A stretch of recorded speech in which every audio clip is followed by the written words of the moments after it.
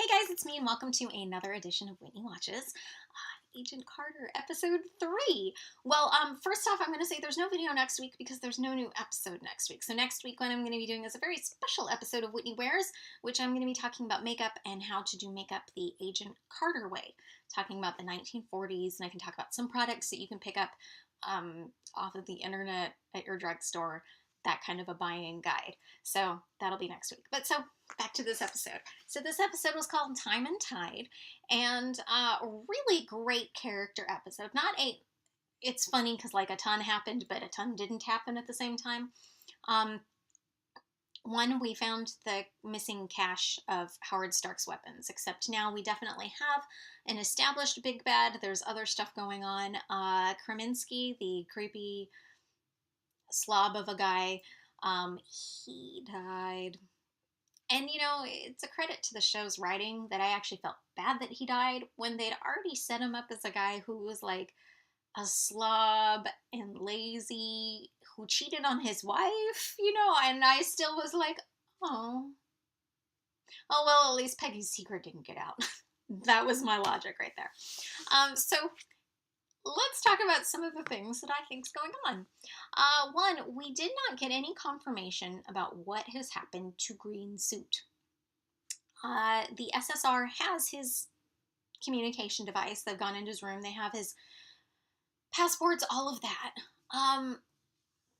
And at the end, when we saw someone at the docks, we never got confirmation that it was him.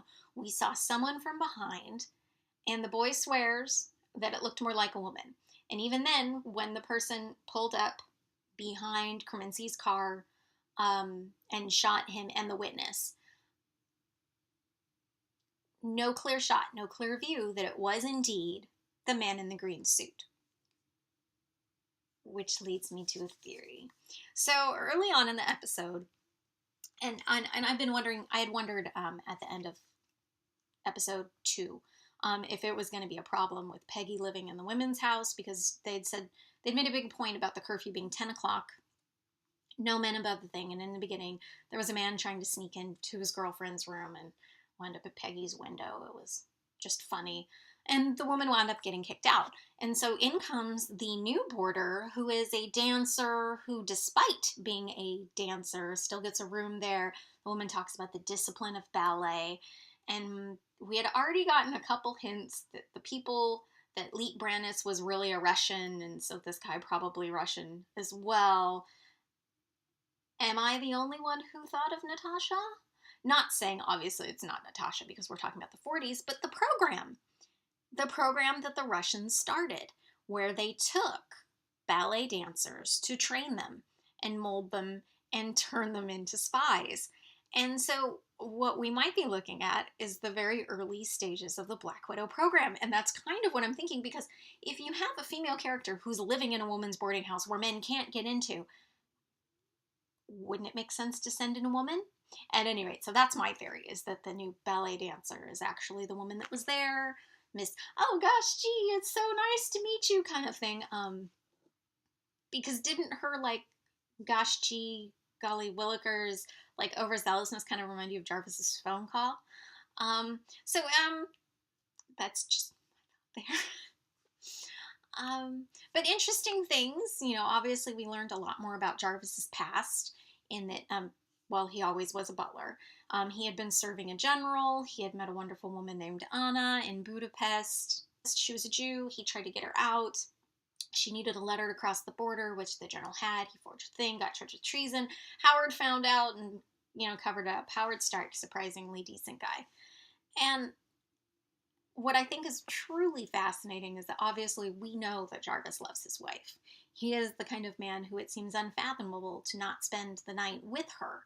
And, he admitted that while he isn't always truthful, he's always honest with her. And I thought that was beautiful, especially since it was that mentality which led Peggy at the end to be honest with Angie about what's been going on with her work, where she obviously can't tell the truth about how her coworker died or exactly why she's having a bad day, but she can at least frame it so that Angie can be her emotional support. and I love their relationship.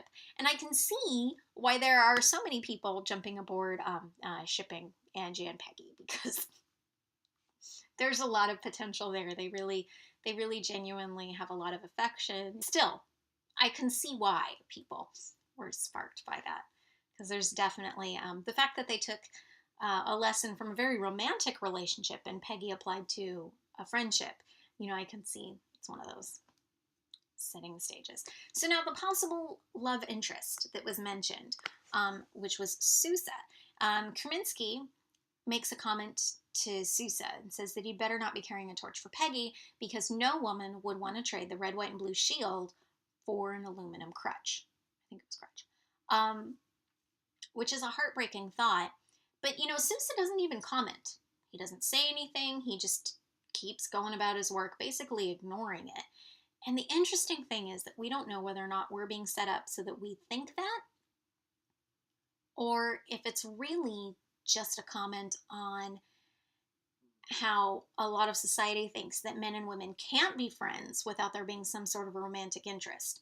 That, you know, even if a guy is interested and supportive and so on, that we think that it's all leading up to romantic overtures. So it could be that Sousa's just being nice, that he understands kind of what Peggy's going through, that he's seeing a lot of garbage from being the man outside, you know, because he's not exactly in the same circle either. So there's that. Oh, hey, and we got to see a fun instance of Chekhov's gun. When they went on the boat, there was, you know, Howard Stark's failed back scratcher, and, you know, the thing was cracked. There's green light glowing, and so as the fight's going on, the boy was like, so do you think that they're going to use the back scratcher? And I was like, I wonder.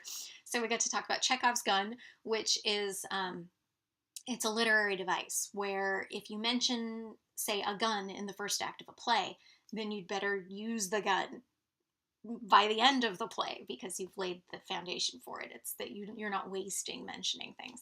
So I just thought that was kind of fun. Instead of Chekhov's gun, we had Howard's back scratcher. Well, I think that's about it. This video's a little longer than normal. I'm not sure I can really cut it down. If you guys have any comments, do you think my Russian spy theory is crazy?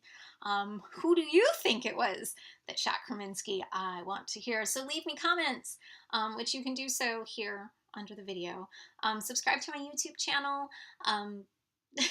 Subscribe to my YouTube channel. I'll be posting a lot of videos, like I said. Next week, I'm going to be doing a tutorial on how to do 1940s era makeup, for those of you curious. And you can find me all over the web. I have a website, whitneydrake.com. There I have links to all my social media accounts. I'm on Twitter. I'm at Whitney D. I have a Facebook page, Geek Pirate Mom. I'm on Tumblr, Winged Chiari. That is not always safe for work, but I do share photo sets and posts about Agent Carter. I have an Instagram account and a Google Plus account, which you can find by going to my website. Well, you guys, I had a lot of fun this week, and I hope you had a lot of fun, and I will talk to you soon. Bye.